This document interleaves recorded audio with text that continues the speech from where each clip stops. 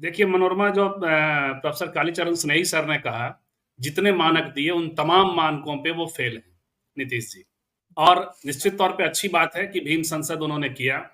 जरूरत है कि पहुंचा जाए, दलितों तक पहुंचा जाए, राजनीति की मांग है।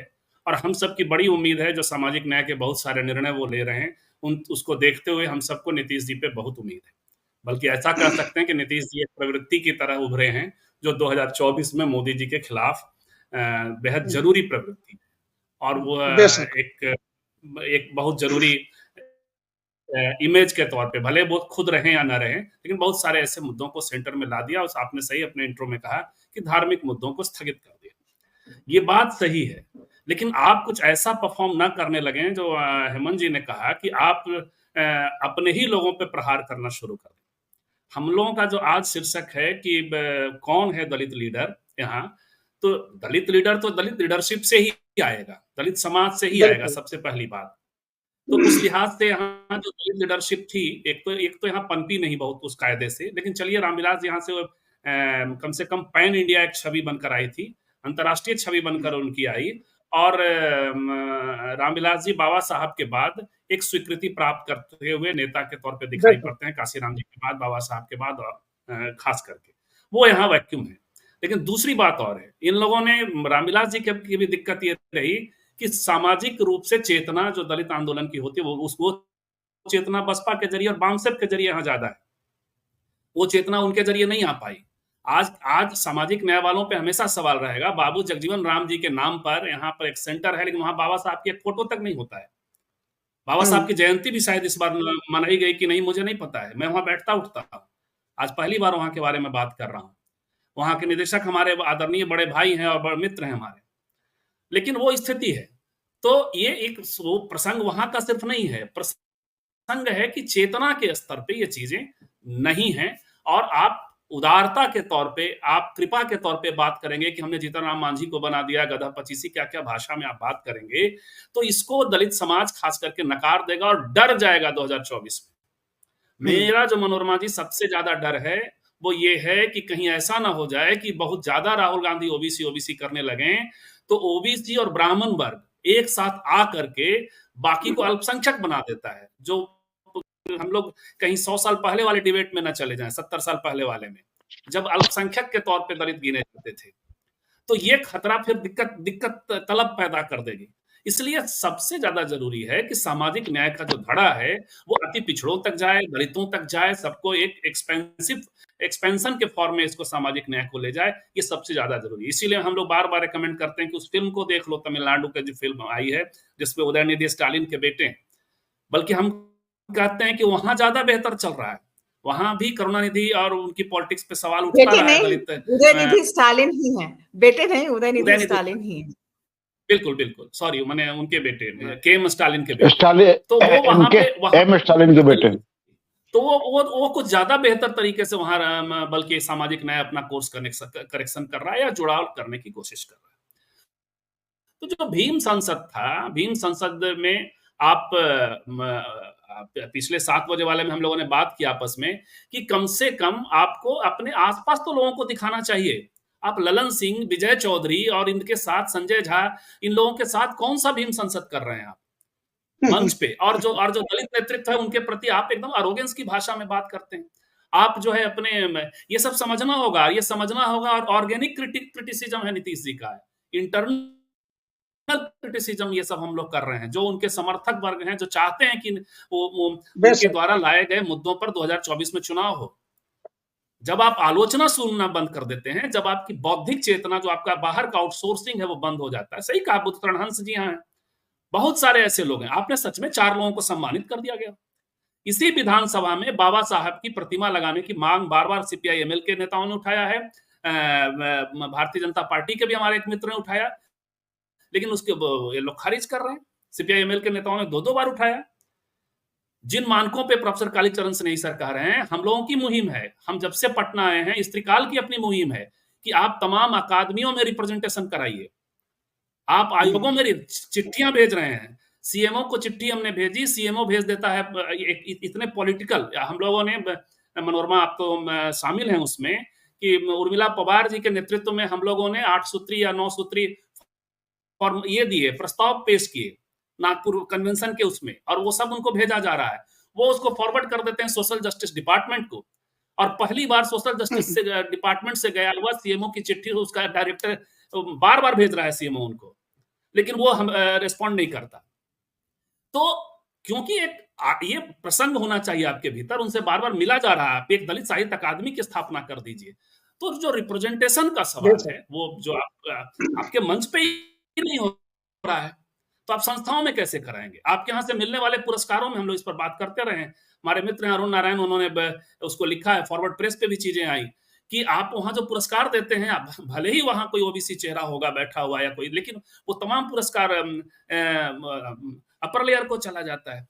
तो आप जो कह रहे हैं, आप उसको इरादे के तौर पे तो ठीक है, लेकिन एग्जीक्यूशन के फॉर्म में भी आपको आना होगा। जाति गणना ये आपने सामने लाया है, उसमें बहुत सारी चीजें, उम्मीद थी हम लोग कि कम से कम भूमि का प्रसंग आ जाता।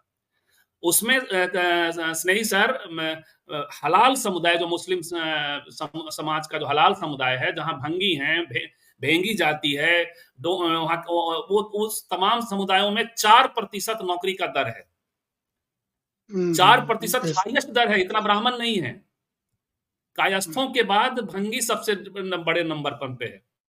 अब देखिए कैसा भ्रम पैदा क्योंकि सबसे मैं कह रहा था कि उनका प्रतिशत 4 इसलिए दिखाई दे रहा है कि वो सफाई कर्मी वाला काम तो उनके लिए 100% आरक्षित है, वही काम वो करते हैं, तो दिखाई देता है कि अरे ये 4% ये नौकरी में आ गए हुए हैं।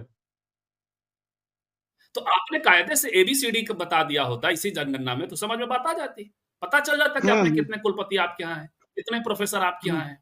योगेंद्र यादव का एक भाषण सुन रहा था मैं कि कायस्थों में प्रति 10,000 में 1,000 एमटेक हैं, बीएड हैं, एमबीए, एमबीबीएस हैं, और मुसहरों में 1। तो ये चीजें देखिए, आप बात कर रहे हैं और हम सब आपके पीछे खड़े हैं कि जो भारतीय जनता पार्टी को हराना है, नरेंद्र मोदी जी को जो हराना है, जो कथनी करनी का फर्क है, उसको यदि मिटाना है, यदि क्योंकि वो अप्रोप्रिएशन का काम कर रहे हैं, वो इक्वलिटी उनका कोई एजेंडा नहीं है। आपका एजेंडा इक्वलिटी का है, तो एग्जीक्यूशन का काम करते। लेकिन एक चीज हेमंत जी पिछले शो में बता रहे थे, सही जगह ये ध्यान दिलाया उन्होंने, और वो ये कि उत्तर प्रदेश में बीजेपी तमाम नीचे से ऊपर के स्तरों पे ओबीसी, एमबीसी और दलित रिप्रेजेंटेशन करा रही है, टोला स्तर पे लेकर जा रही है। आप क्या कर रहे हैं? ये कांग्रेस पे भी सवाल हम लोग करते हैं कि आप 3 भूमिहारों के साथ उत्तर भारत में आप बीजेपी से लड़ना चाहते हैं। तो बहुत बड़ी जिम्मेवारी है नीतीश जी के ऊपर, मनोरमा। उनको करना ये होगा कि रियल रिप्रेजेंटेशन कैसे हो सकता, वो करें, तब तो वो दलित नेता के तौर पे आ सकते हैं। उन्होंने दलित नेता तो नहीं होंगे, लेकिन दलितों का नेतृत्व करने की स्थिति में उन पर विश्वास पैदा कर सकते हैं। और लालू जी ने जो कहते हैं कि he has carved out the niche, जो लालू जी ने जो एक बना दिया है, उसको आप इन वाक्यों के हिसाब से खत्म नहीं कर सकते। लालू जी ने पहली ही बात जो है, सबसे बड़ी बात, आपके नियत को ही संदिग्ध फिर बना देता है दरअसल। बिल्कुल। कल शिवानंद जी मिले थे, हम लोग एक कार्यक्रम में थे, तो हमने कहा कि अभी आपको जो राजगीर में आपने बोला था, लगता है कि नीतीश जी को फिर बोलने की जरूरत है। कई बार जरूरत होती है कि अगर आप बात करें कि आप क्या कर रहे हैं। आप लालू प्रसाद जी को टारगेट कर रहे हैं भारतीय जनता पार्टी की जगह, और इतनी बड़ी सभा में आप कर रहे हैं, जिस लालू प्रसाद जी की अपनी क्रेडिबिलिटी रही है। आज भी इतिहास यदि बात करेगा तो लालू प्रसाद जी को खारिज नहीं करेगा।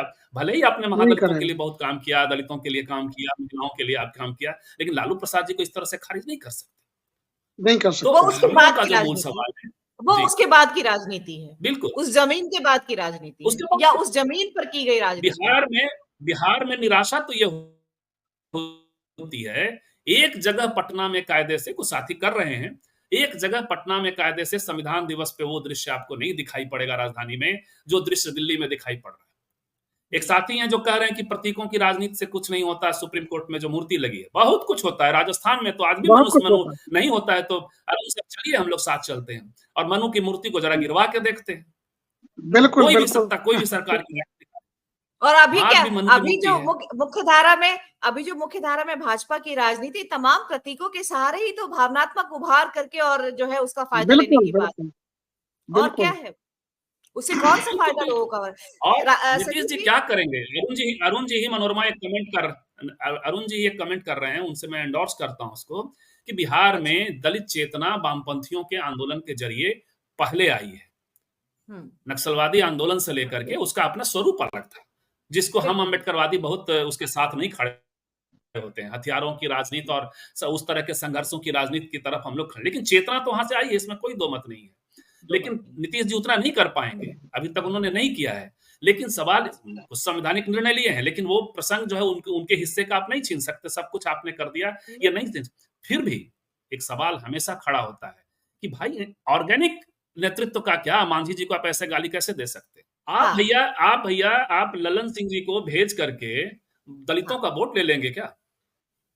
आप किसी दलित टोले में विजय चौधरी जी को भेज करके दलितों का वोट ले लेंगे क्या? उन सब का इंपॉर्टेंस है, वो सब बड़े नेता हैं, लेकिन उनकी भूमिका अलग होती है। और आप अपने दलित नेताओं का एकार तो कर रहे हैं, कल भी मंच पे वही कर रहे थे, वो अपने अफसरों की पीठ थपथपाते हैं। तो ऐसे चीजें नहीं चलती, आपको रिकॉग्नाइज करना होगा। और उसको, जैसे हम लोग राहुल गांधी से ये उम्मीद रखते हैं, कांग्रेस से ये उम्मीद रखते हैं कि जो सामाजिक न्याय का चेहरा है, नीतीश जी हैं, लालू जी हैं, अखिलेश जी हैं, मायावती जी हैं, या दूसरे और लोग जो जुड़े हुए हैं, स्टालिन हैं, उनको आप छोड़ के चलेंगे तो मोदी से नहीं जीत सकते। उसी तरीके से नीतीश जी से हम लोग उम्मीद रखते हैं कि यदि आप ऑर्गेनिक दलित नेतृत्व को छोड़ के चलेंगे, एग्जीक्यूशन नहीं करेंगे, तो दिक्कत होगी। नीतीश कुमार महात्मा गांधी से बड़ी विश्वसनीयता दलितों के बीच में हासिल नहीं कर सकते। उस दौर में दलितों के भीतर महात्मा गांधी की बहुत बड़ी विश्वसनीयता थी, और यह भी सच है कि तब दलितों के बीच में लिटरेसी नहीं थी। उसके बावजूद बाबा साहब की पॉलिटिक्स, यदि आप बाबा साहब की बात करेंगे, मूर्ति तक नहीं लगाएंगे तो जानेंगे कैसे? बाबा साहब ने महात्मा गांधी से अलग पॉलिटिक्स की बात की, अलग पॉलिटिक्स का प्रसंग आया। गोलमेज सम्मेलन में महात्मा गांधी चीखने तक लगे, मतलब उनका स्वभाव नहीं है, और उन्होंने कहा कि मैं दलितों का रिप्रेजेंटेटिव। तो दलित कहाँ खड़े होते हैं? दलितों का नेतृत्व बाबा साहब के साथ जाएगा, वैसे ही अपना नेतृत्व खोजता है। अब दिक्कत चिराग पासवान और मांझी जी में यह है कि मांझी जी को इतना बड़ा अवसर दिया नीतीश जी ने, उनकी फटकार लगा करके, वो चाहते तो इसको नेशनल मुद्दा बना देते, लेकिन वो भारतीय जनता पार्टी के साथ साथ दिखाई पड़ रहे हैं, वो उसका प्रतिरोध कायदे से नहीं कर पा रहे हैं। ये उनका संकट है। और मैं आज कह रहा हूं, आज चिराग पासवान उस तरह से नहीं जैसे नीतीश जी को हराने के लिए वो अलग से लड़े भाजपा के साथ टाई अप करके, और सारी टिकटें भाजपा के लोग और संघ के लोगों को बुला करके, वैसे नहीं करें। टैक्टिकल चीजें होती हैं, लेकिन अलग चुनाव लड़ रहे। आज बहन जी चली जाएंगी आज की तारीख में, चूंकि 24 का चुनाव बहुत क्रूशियल है, बाइनरी में है। आज बहन जी यदि बीजेपी के खेमे में चली जाएंगी तो बहुत बड़ा दलित वर्ग वोटर जो है उनके साथ खिसक चुका होगा, वो नहीं जाने वाली। या तो वो इंडिया की ओर रहेंगी या अकेले चुनाव लड़ेंगी। वैसे ही चिराग पासवान यदि अकेले चुनाव लड़ते हैं, एक चीज ओपन समझौते के साथ नहीं लड़ते हैं, तो बुला देगा दलित साथ खड़ा हो जाएगा दलित वर्ग। हाँ, आपकी इसके लिए एक और ये थोड़ा रेफरेंस मैं आपके लाना चाह रही हूँ कि पिछला जो लोकसभा चुनाव हुआ था उसमें 40 में 39 सीट्स इस महागठबंधन ने जीता था। एक सीट सिर्फ मिला था किसी और पार्टी को, आरजेडी का खाता एनडीए ने जीता था, वो चूंकि नीतीश जी और बीजेपी साथ में थे।